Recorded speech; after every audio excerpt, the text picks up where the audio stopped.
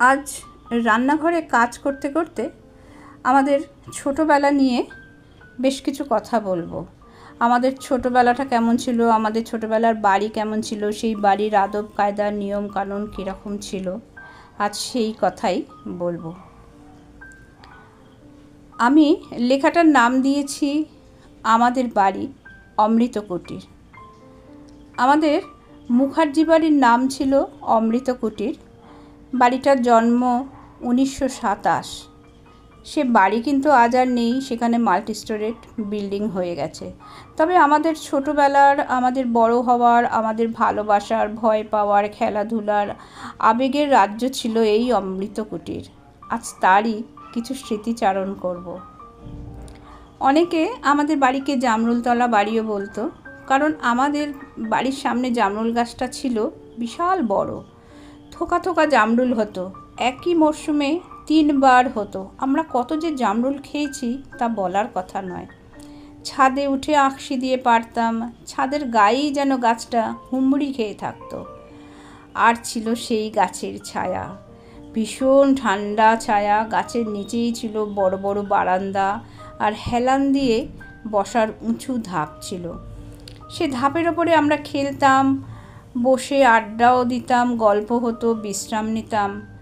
আজ থেকে প্রায় 50-55 বছর আগে এই অঞ্চলে কোনো জায়গা থেকে কেউ রিকশায় উঠে যদি বলতো জামরুলতলা বাড়ি যাব, তাহলে রিকশা আমাদের বাড়িতেই নিয়ে আসতো। বাড়িতে ঢোকার মুখেই ছিল বিশাল সদর দরজা, সেগুন কাঠের বিশাল মোটা 2 পাল্লার দরজা। আমাদের ছোটদের সে দরজা খোলা বন্ধ করতে গায়ের বেশ জোর লাগতো। দরজার বাইরে যে সিঁড়িওয়ালা বারান্দা ছিল, আমরা সেখানে কুমিরডাঙ্গা, চুকিতকিত, এক্কা দোক্কা খেলতাম। ভিতরে এসে ছাদের সিঁড়ি ছিল, আর 2 পাশে সিমেন্টের উঁচু ধাপ ছিল জিনিসপত্র রাখার। আরও সামনে এগিয়ে গিয়ে 2 পাশে 3-4টে সিঁড়ি দিয়ে উঠে দালান ছিল। দুদিকে 2টো দালান ছিল। বাঁদিকে ছিল মানে ছোট দাদুর ঘর আর বড়দার ঘর, আর ডান দিকে ছিল লম্বা বারান্দা, ছোট জেঠু, মেজ জেঠু, নতুন জেঠু, বড় জ্যাঠামশাই আর আমাদের ঘর। আর আমার বাবা ছিল সবার ছোট। বাবা জেঠুরাও সবাই জাটতুতো খুঁড়তুতো ভাই ভাই, কিন্তু মনে হতো যেন সবাই খুব আপন। আমার বাবা আর জাটতুতো বড়দা ছিল 2-3 বছরের ছোট বড়। এই দুজনকে আমরা একটু ভয় পেতাম, সমীহ করতাম। একই দেয়ালের পাশাপাশি ঘর, তার সামনে চওড়া দালান দিয়ে গোল হয়ে ঘিরে চওড়া উঠোন। পুরো বাড়িটা যেন একটা একতলা স্কুল বাড়ির মতো দেখতে। ওই দালানটাই ঘুরে চলে গেছে ভাঁড়ার ঘর, ঠাকুর ঘর, ঠাকুর রান্নাঘর আর বড় রান্নাঘরের সামনে দিয়ে। শুধু দালানটায় টিনের চাল ছিল। শীতকালে রোদে পিঠ লাগিয়ে আমরা দালানে রোদ পোহাতাম। খাওয়া দাওয়া শেষে সবাই এসে বসতাম। গ্রীষ্মকালে দক্ষিণের হাওয়াও আসতো প্রচুর। তো আজ এই পর্যন্তই বললাম।